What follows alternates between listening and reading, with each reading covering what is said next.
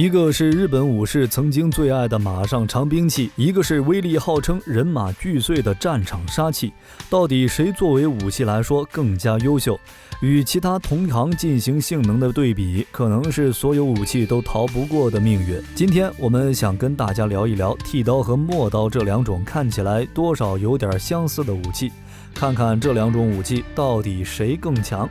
一把好用的武器离不开采用好钢锻造，这方面比起日本铁匠，很多时候要依靠土法炼钢过日子，各种资源都相对匮乏的艰难就业条件来说，唐代打铁技术和条件都要好不少。此时很多武器已经开始使用在当时来说相对先进的灌钢法进行锻造，所以起码在制作材料这方面，陌刀毫无疑问是更占优势的。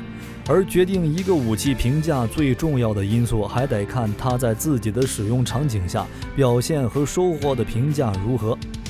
关于剃刀的实战表现，就不得不提为了争取功名而存在的日本平安时代名物一技讨。简单的说，就是双方大将1对1单挑，而两边带的其他杂兵大部分时间里主要任务是气氛组。这种打法流行了相当一段时间，但是后来入侵的蒙古人可不跟你讲这一套。精壮的蒙古大汉强行给还天真的日本狂暴轰入了一波欧亚大陆常见的战争模式，这才让他们放弃了一技讨。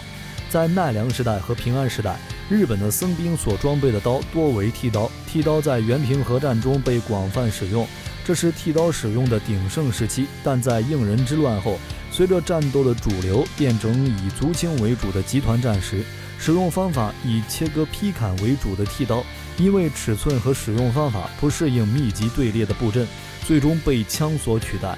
但剃刀并没有就此淡出历史。在江户时代，剃刀术与枪术、剑术一起被确立为传统武艺之一，因为剃刀劈砍时着重利用武器本身的重量，对腕力的要求并没有那么严苛，这种特点对于女性而言更好掌握，所以后来剃刀术在武家女子间非常流行，因此产生了剃刀是女性专用武器的印象。实际上，练过剃刀术的朋友都知道，剃刀术对人力量的要求其实并不高，这是因为剃刀术本身并没有像太多常见传统武术那样花样百出的招式，胜负只在几个回合之中，因此要求用最有效、最简洁的方式保持与敌人的距离，以发挥长兵器的优势，并快速解决战斗。换个不太中听的说法，就是比较功利。当然了，作为一种武术来说，这种功利显然不是坏事。一方面，天下武功唯快不破，能简单利索地收拾敌人的武技，在实战中总不会缺乏市场。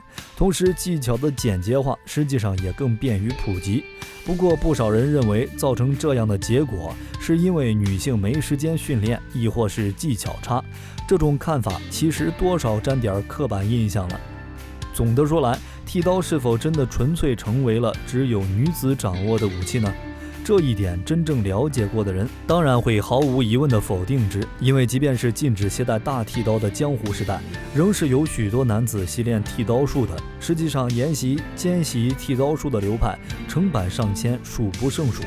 这些人来自于各个传统的武术流派，同时还有各座山寺中的护寺僧人。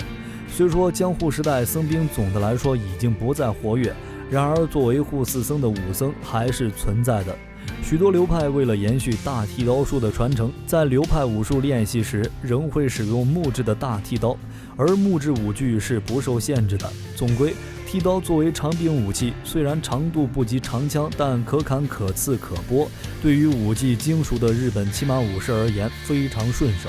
只不过后来随着战争规模扩大，战场环境越来越不适合剃刀发挥，最终等待它的也只能是被长枪取代的结局。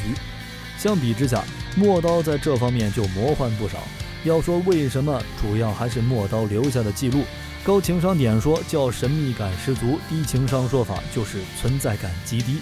要说关于陌刀最著名的一个说法，可能就是传说中的陌刀一出，人马俱碎了。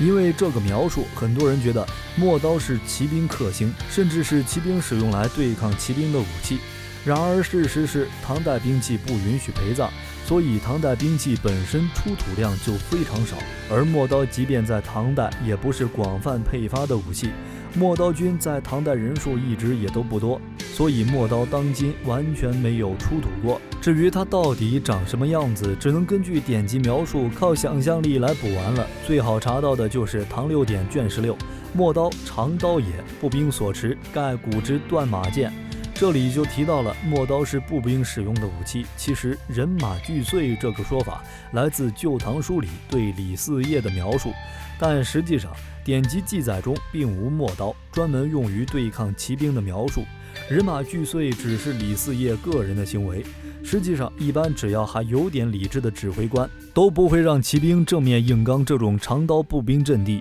要么绕圈绕晕步兵阵，抓住破绽再上，要么直接利用骑射的机动和射程射乱步兵阵再冲。再来就是等到双方步兵开打，此时骑兵从敌军侧翼发起冲锋，用保龄球撞球瓶的架势把对方的阵型彻底冲乱。所以从史书上描述和实际使用来看，陌刀无论督战、守城肉搏还是弩手兼任先锋突击，主要还是步兵对抗中肉搏使用。这种长刃大刀长度不弱于长枪，还能轻易避开枪杆，肉搏的话显然更占便宜。然而就算如此，也挡不住陌刀在唐代之后就此销声匿迹。原因很简单，一方面是制作困难，为了保证强度，需要的时间成本和资源成本都不适合大量量产；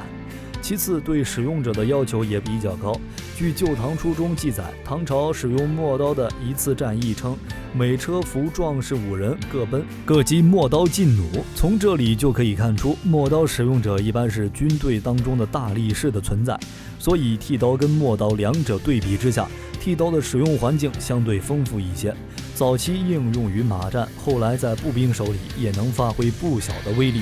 甚至后来虽然被长枪抢掉了主战长兵器的位置，但依然在一些场合被人使用。甚至后来倭寇手中的剃刀流落到中国后，逐渐被人接受。甚至清朝还出现过在三藩之乱及改土归流的战争中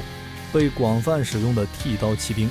而相比之下，陌刀的制作材料以及技法更加先进，作为武器的强度显然要更高，但就作为一款量产武器的性能而言是毋庸置疑的。只可惜本身门槛和成本都太高，最终也是个被淘汰的命运。你觉得这两种武器哪个更强呢？揭开历史面纱，探寻神秘冷兵器。本期的分享到了这里就结束了。喜欢冷兵器的朋友可以点个关注，下期和您分享更精彩的内容。我们下期内容再见。